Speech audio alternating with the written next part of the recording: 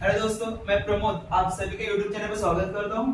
आज हम इस वीडियो में देखने जा रहे हैं कि फॉरेन करेंसी का एक लेसन है, उसके बारे में डिस्कस करने जा रहे हैं। टीवाई बीकॉम में बहुत इंपॉर्टेंट लेसन है 6M में फॉरेन एक्सचेंज के बारे में। आपको एक्सपोर्ट करते हो, इंपोर्ट करते हो, उसका अकाउंटिंग ट्रीटमेंट कैसे करना है वो हम लोग यहाँ पे लेसन में देखने को मिलेगा। ये लेसन सिर्फ बीकॉम में नहीं है, बीएफए में भी है, बैफ में भी है। मतलब मोस्टली जो भी कोर्सेज है सब में कहीं ना कहीं आपको लेसन देखने को मिलता है। इसके लिए इंपॉर्टेंट लेसन है, इंपॉर्टेंट मतलब इजी भी है। एक वीडियो में ही आपको पूरा कंसेप्ट क्लियर हो जाएगा, इवन आप क्वेश्चन सॉल्व भी कर सकते हो। देख लेते हैं क्या होता है एग्जैक्टली। अगर हम बात करते हैं तो फॉरेन नाम से मालूम पड़ रहा है कि फॉरेन का जो भी ट्रांजैक्शंस रहेगा उसके बारे में डील करना। तो फॉरेन का ट्रांजैक्शंस क्या हो सकता है? दो ही ऑप्शन है, या तो आप एक्सपोर्ट करते हो या तो इंपोर्ट करते हो। एक्सपोर्ट करोगे तो आपको पैसा मिलेगा, इंपोर्ट करोगे तो आपको अमाउंट पे करना पड़ेगा। बस यहाँ पे एग्जाम में आपको क्वेश्चंस तीन टाइप के पूछ सकते हैं। पहला आपसे सिर्फ जनरल एंट्रीज पूछ सकता है कि भाई एक ये ट्रांजैक्शन है, इसका एंट्री पास करना है। फिर लेजर पोस्टिंग पूछ सकते हैं, लेजर बनाओ, डायरेक्टली लेजर बोला रहेगा या नहीं डायरेक्टली जनरल एंट्रीज पास करके बोला रहेगा। दूसरा कंबाइन एंट्री, जनरल एंट्रीज बोला रहेगा और लेजर भी बोला रहेगा। लेजर सिर्फ दो लेजर हो सकता है, एक कंपनी का नाम और एक फॉरेन एक्सचेंज फ्लक्चुएशन। कंपनी का नाम एबीसी जो भी कंपनी रहेगा उसका नाम, और एक फॉरेन एक्सचेंज का फॉरेन एक्सचेंज फ्लक्चुएशन। देखते हैं वन बाय वन क्या होता है। सिर्फ दो ही अकाउंट आपको यहाँ पे प्रिपेयर करना है, एक कंपनी का नाम, एक फॉरेन एक्सचेंज फ्लक्चुएशन और जनरल एंट्रीज।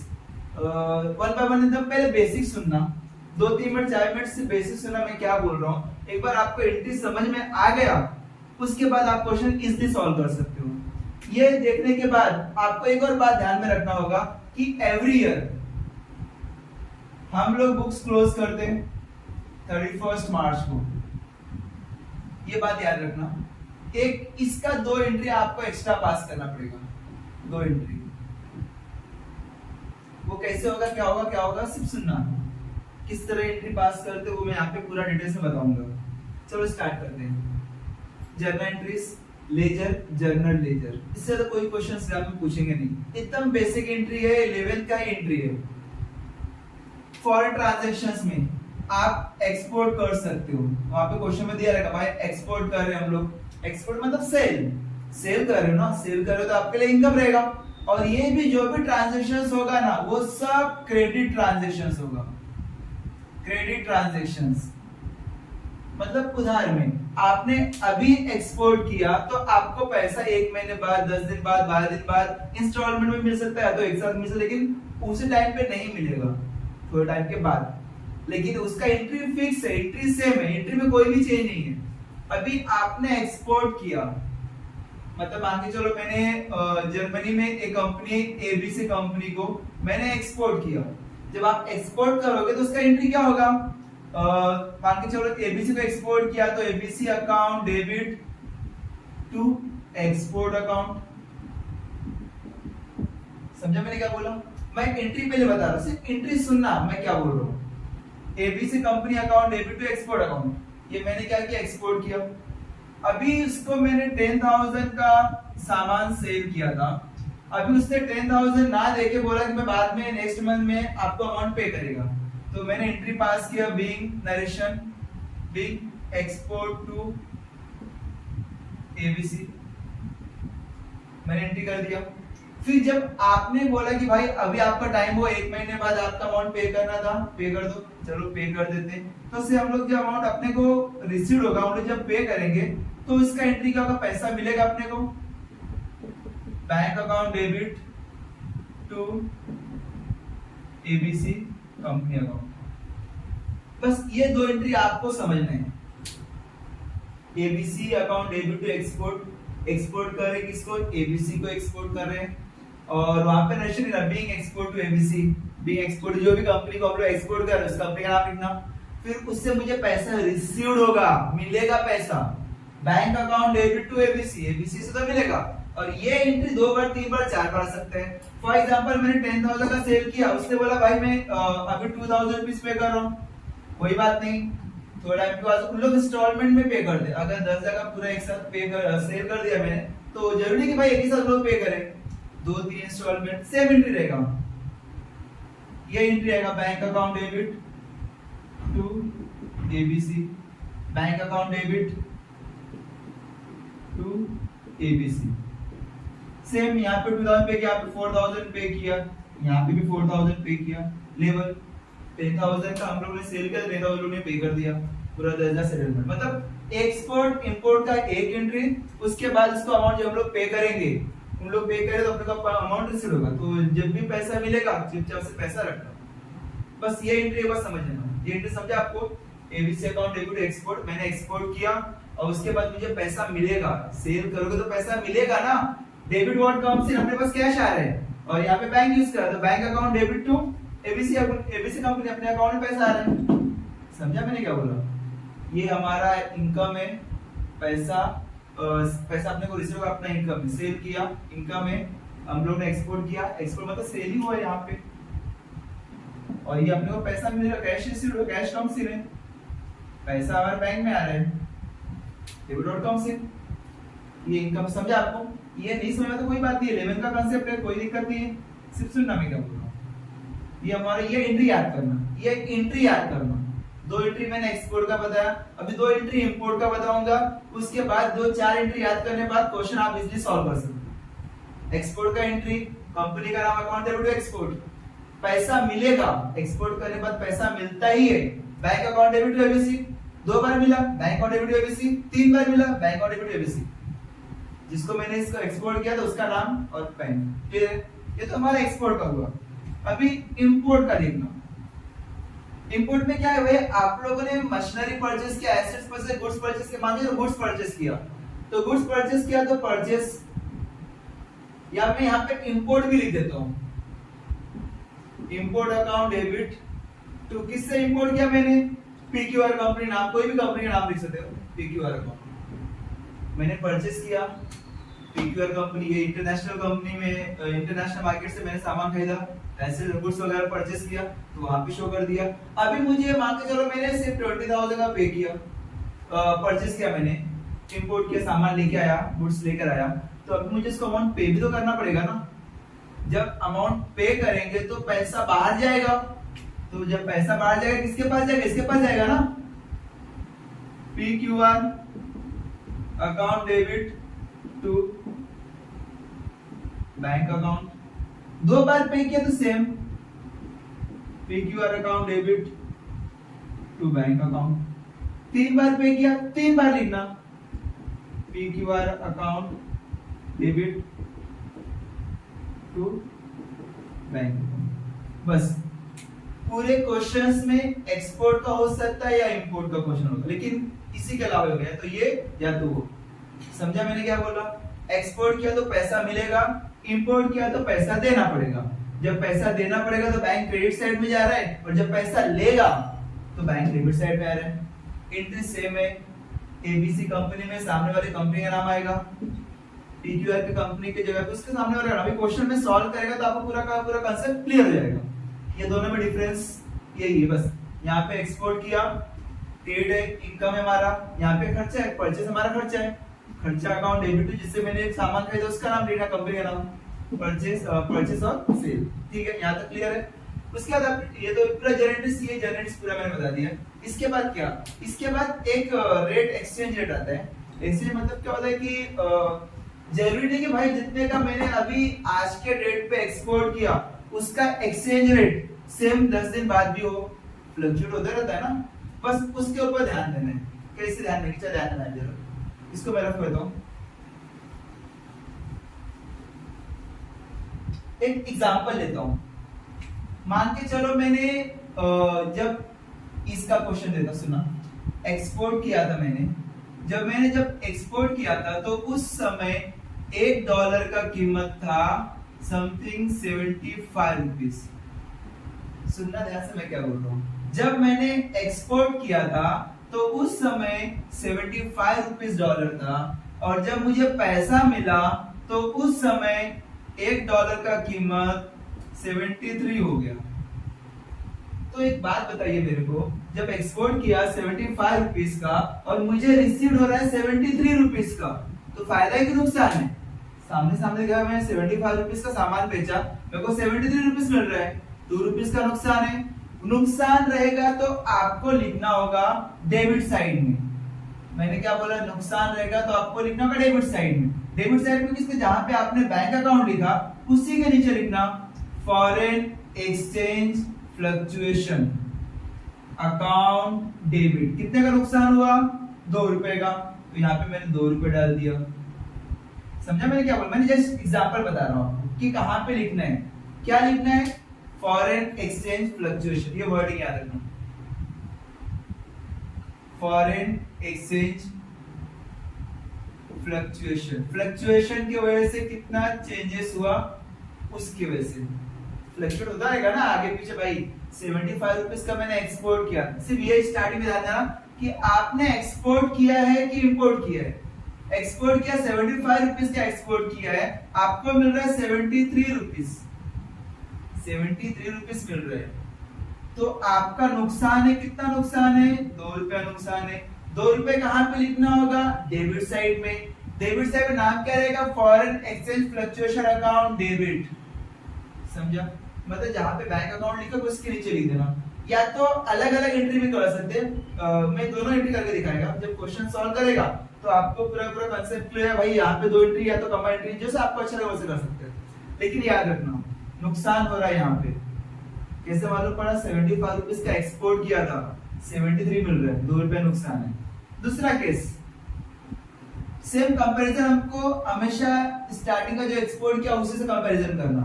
जब नेक्स्ट टाइम मैंने पैसा रिसीव किया तो उस समय उसका केस ₹75 हुआ, मतलब सेम रेट। तो उस केस में यहाँ पे कोई भी इफेक्ट नहीं हो रहा है, मतलब $1 equal to ₹75।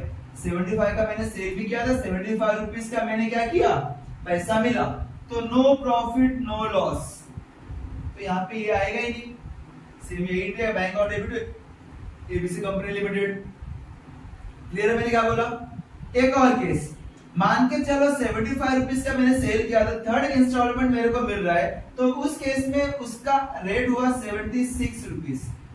$1 equal to ₹76।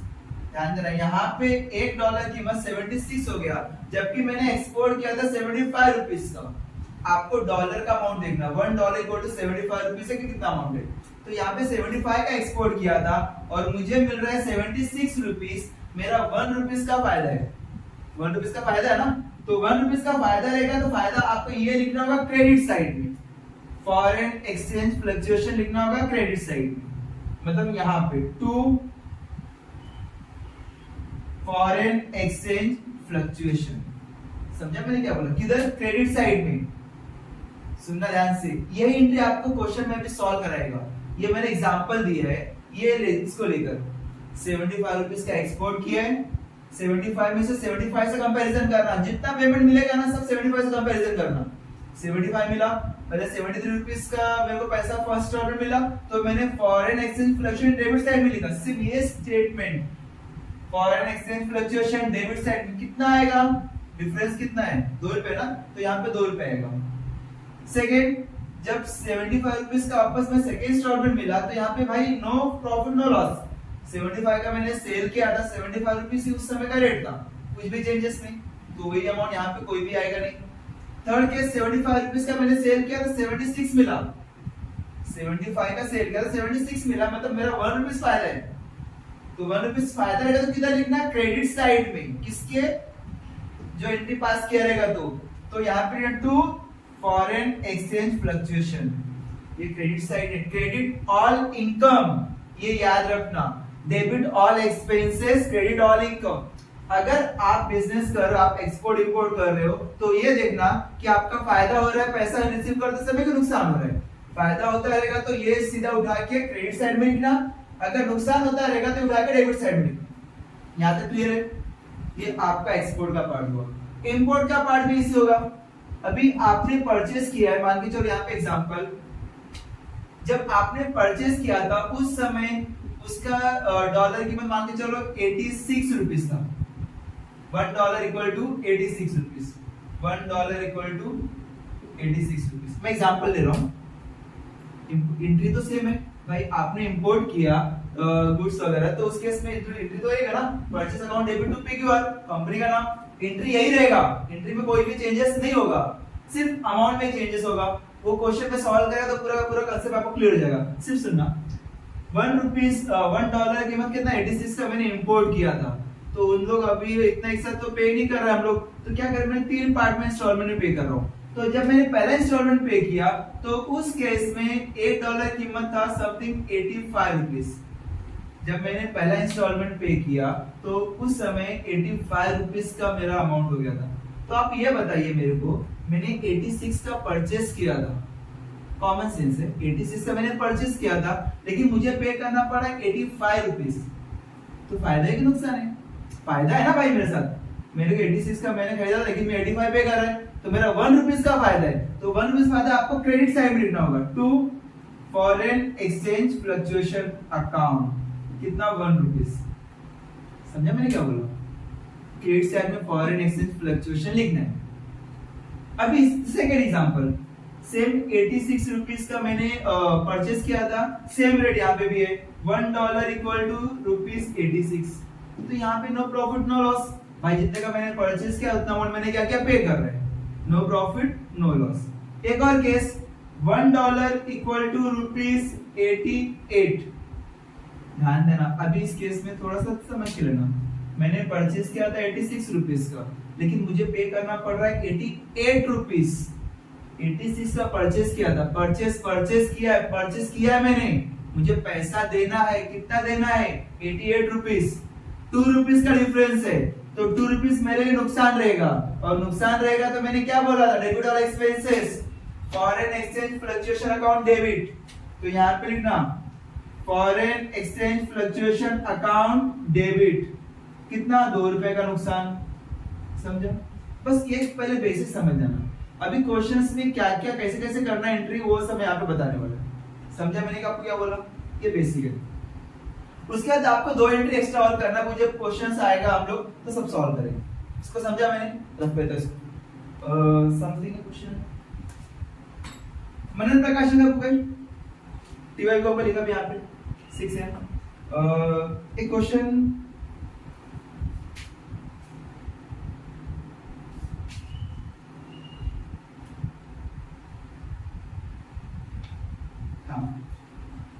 Page number 147 है, मनन प्रकाशन का बुक है, आपको स्क्रीन पे क्वेश्चन दिख जाएगा, और यहाँ पे इलस्ट्रेशन 12 है।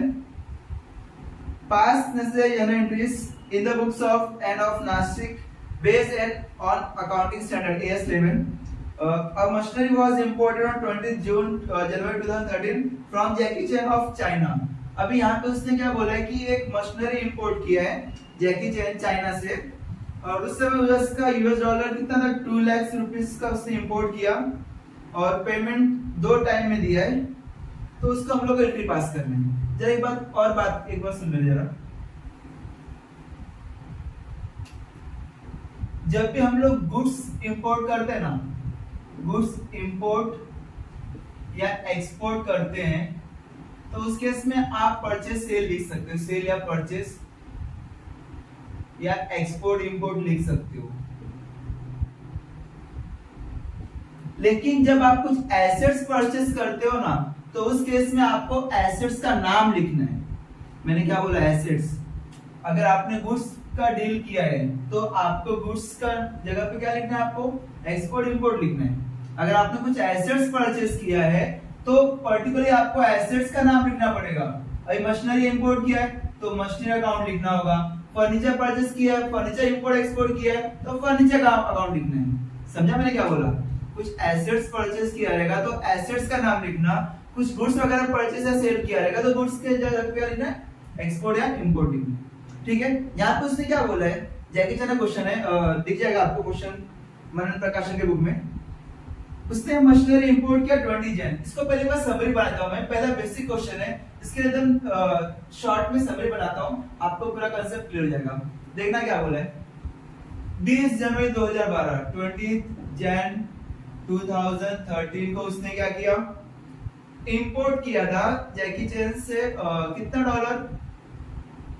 डॉलर 2 लाख, ये क्या था, इंपोर्ट किया था। मैं समझ के लिख रहे हैं, आपको क्वेश्चन पेपर में सब दिया है, आप सिर्फ मार्किंग कर देना। आगे उसने क्या बोला है, और उसने पेमेंट कैसे किया, पहला पेमेंट किया 27 फैब 2013 को पेमेंट किया। कितना पेमेंट किया, $1,50,000 ये। और एक और पेमेंट किया 15 मार्च 2013 को, 15 मार्च 2013 को वापस पेमेंट किया $50,000। बस दो चीज डिटेल्स दिया गया है। और यहाँ पे एक्सचेंज रेट बताया गया, वो भी मैं यहाँ पे लिख देता हूँ। एक्सचेंज रेट उस समय जब 20 जनवरी का टाइम था तो उस समय एक्सचेंज रेट कितना था, 47 रुपीस 47।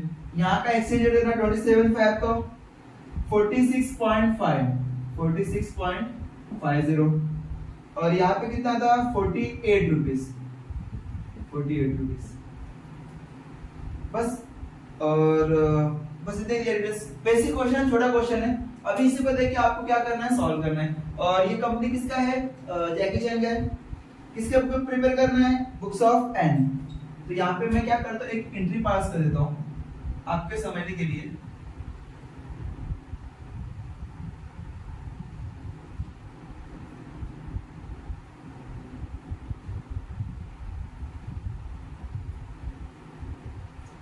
ये क्रेडिट रुपीस, डेबिट रुपीस। आपको प्रॉपर्ली जनरल लिस्ट पास करना है, particular date in the books of N.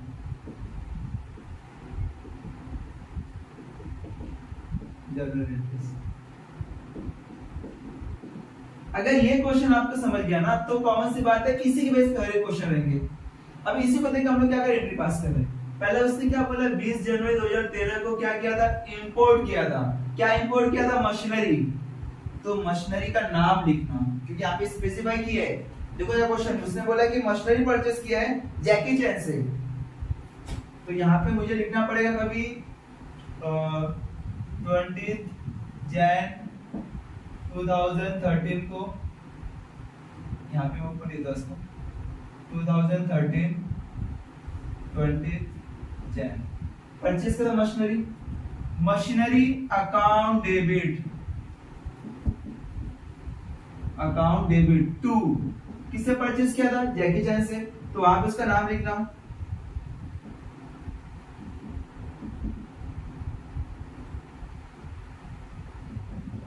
कितने का परचेस किया तो वो देख लेना यहाँ पे।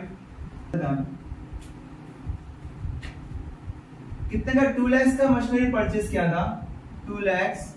और उस समय उसका रेट कितना था, 47। 2 लाख मल्टीप्लाई 47, जब दोनों को मल्टीप्लाई करेंगे समथिंग अमाउंट में 94 लाख रुपीस आएगा। 94 लाख रुपीस यहाँ पे शो करना, 94 लाख रुपीस यहाँ पे भी लिखना। समझा मैं क्या बोला, ये मैंने क्या किया, मशीनरी परचेस किया है। अभी इसका नरेशन भी सेम एज इट इज, अभी imported machinery from Jackie Chan, same as it is being machinery import from Jackie Chan, double underline close. ये आपने क्या किया था, इंपोर्ट किया था मशीनरी। इंपोर्ट करने के बाद आपको अमाउंट पे करना पड़ता है। इंपोर्ट किया ना आपने, इसके बाद आपको अमाउंट पे करना पड़ेगा। अभी आपने 2 इंस्टॉलमेंट में पे किया। पहला इंस्टॉलमेंट कब पे किया, 27 फैब 2013 और उसका 15 मार्च 2013। अभी आपको ये रेट ध्यान रखना है, जब आपने 47 का परचेस किया था, आप पे कितना कर रहे हो, आप यहाँ पे 46 रुपीस पे कर रहे हो और यहाँ पे 48 रुपीस पे कर रहे हो। ध्यान से सुनना मैं क्या बोल रहा हूँ। 47 का आपने परचेस किया था, 46 रुपीस आप पे कर रहे हो और यहाँ पे 48 रुपीस पे कर रहे हो। यहाँ पे आपको नुकसान है, किधर नुकसान है, यहाँ पे आपने 47 का परचेस किया था, 47 का परचेस करने के बाद आपको पे करना पड़ा 46, तो 0.5 आपको यहाँ पे फायदा है, इनकम है ना, सामने दिख रहा है। 47 का आपने खरीदा था लेकिन आपने पे किया 46 रुपीस ही। सेकंड में क्या बोला है, 47 का परचेस किया है, आपने 48 रुपीस पे किया है, यहाँ पे लॉस है कितना, 1 रुपीस। समझा मैंने क्या बोला। चल इसको 1 बाय 1 कर देते, पहले 27 फैब कर लेते हैं। यहाँ पे सेम ईयर है, 27 फैब फैब। हम लोग जब पे करेंगे, किसको पे करेंगे? जैकी चैन को ना, तो यहाँ पे Jackie Chan, Jackie Chan account debit to bank account, Jackie Chan account debit to bank account. कितना अमाउंट पे कर रहे हैं? 46.5। यहाँ पे बड़ा आइडिया देता भाई, कितना डॉलर पे कर रहे हैं? 1,50,000। यहाँ पे $1,50,000, $1,50,000 मल्टीप्लाई 46.5 के हिसाब से दोनों को मल्टीप्लाई करें तो समथिंग अमाउंट आ रहा है 69,75,000, 69,75,000, 69,75,000। ये समझा आपको मैंने क्या बोला? हम लोग ने अमाउंट पे किया कितने के हिसाब से? 46.5 के हिसाब से। यहाँ पे मैं पे करता हूँ being part of the amount paid,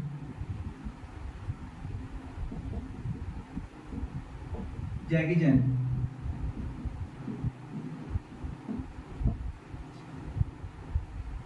उसके साथ ही आपका नुकसान भी तो हुआ है ना, नुकसान हुआ रहेगा 7027 फैब। नुकसान क्या फायदा? फायदा हुआ है। जो फायदा हुआ रहेगा तो फॉरेन एक्सचेंज के मैंने कहां पे हुआ था लिखने के लिए? क्रेडिट साइड में, क्रेडिट ऑल इनकम। किसकी वजह से फायदा हुआ है? जैकी चैन की वजह से। तो यहीं पे शो करना है Jackie Chan account debit to foreign exchange fluctuation. कितना फायदा हुआ? आपने पे कितना किया? $1,50,000 मल्टीप्लाई डिफरेंस कितना? 47 और 46.5 के डिफरेंस कितना है? 50 का। मल्टीप्लाई 0.5। जब दोनों का मल्टीप्लाई करेंगे तो समथिंग अमाउंट कितना आएगा? 75,000। 75,000 रुपीस का फायदा हुआ। Being foreign exchange adjusted.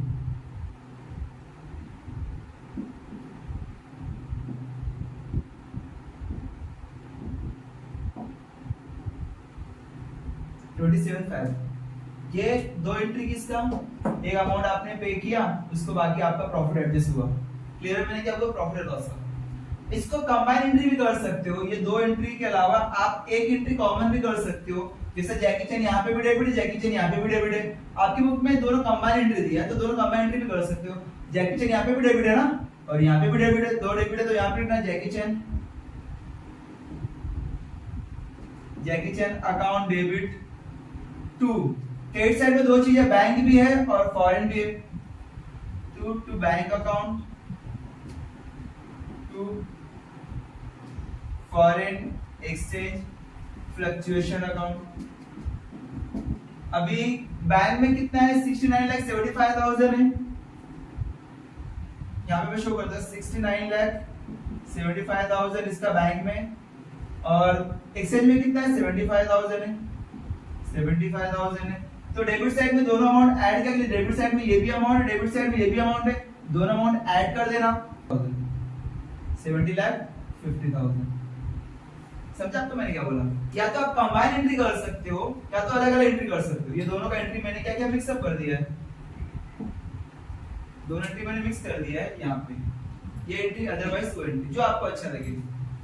चलो आगे बढ़ लेते हैं। फिलहाल हम लोग अगला एंट्री पास कर तो आपके लिए प्लस पॉइंट रहेगा, थोड़ा अच्छा रहेगा। अभी देखिए हमारा फर्स्ट पेमेंट हुआ।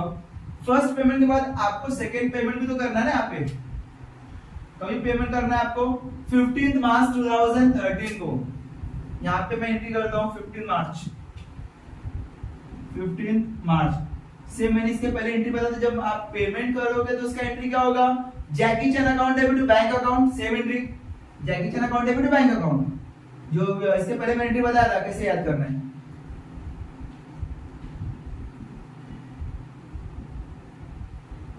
जैकी Chan account debit to bank account.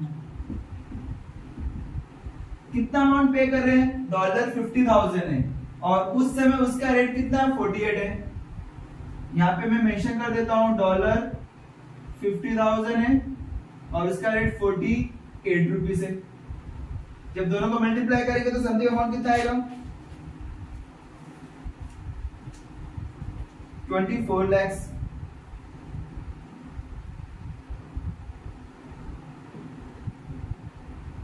Clear है मैंने क्या बोला। और सेम आपको इसका ये फायदा हुआ कि नुकसान, वो भी एंट्री पास करना पड़ेगा।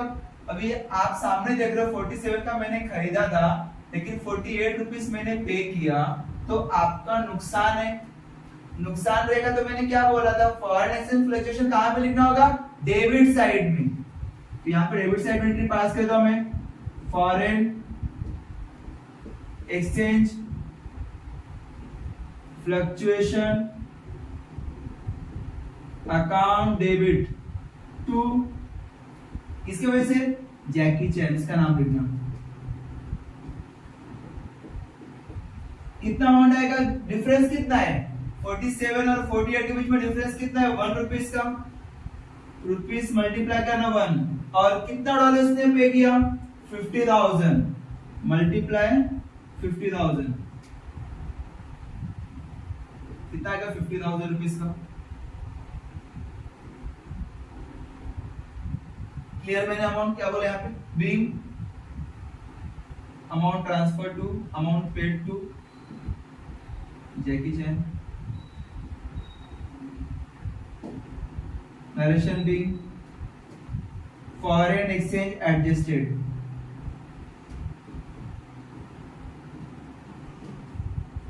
ये क्लियर, मैंने क्या बोला, ये बेसिक क्वेश्चन है, एकदम छोटा सा क्वेश्चन है। इंपोर्ट का, एक्सपोर्ट का भी इसे करना है, इंपोर्ट का भी इसे करना है। यहाँ पे मैंने दो कंसेप्ट बताया आपको। एक तो अगर एक्सपोर्ट इंपोर्ट गुड्स में रहेगा तो हम लोग एक्सपोर्ट इंपोर्ट लिखेंगे, अगर कुछ एसेट्स परचेस किया रहेगा तो हम आपको उसको क्या लिखना पड़ेगा, मशीनरी अकाउंट लिखना पड़ेगा। क्लियर है, ये बेसिक क्वेश्चन था। तो इसके बाद अभी मैं नेक्स्ट वीडियो बनाने वाला है, तो उसमें आपको बताएगा भाई अकाउंटिंग ईयर, यहाँ पे सेम ईयर भी क्लोज हो रहा है ना, मतलब मार्च के पहले क्लोज हो रहा है, और अकाउंटिंग ईयर हमारा 31 मार्च का होता है। कभी कभी क्या होता है 31 मार्च के बाद भी हम लोग अमाउंट पे करते हैं, एक साथ नहीं पे कर पाते हैं। तो अभी मैंने मान के चलो कि मैंने यहाँ पे जनवरी परचेस किया, तो इसका 3-4 इंस्टॉलमेंट बना दिया, तो लास्ट में बोला कि मैंने अप्रैल में पे किया, मई में पे किया, तो बीच में अकाउंटिंग ईयर आ रहा है ना 31 मार्च, तो उस केस में 2 एंट्री का कौन सा करने का, उसका हम लोग क्या करते हैं बाद में देखते हैं नेक्स्ट क्वेश्चन में। ठीक है, थैंक यू।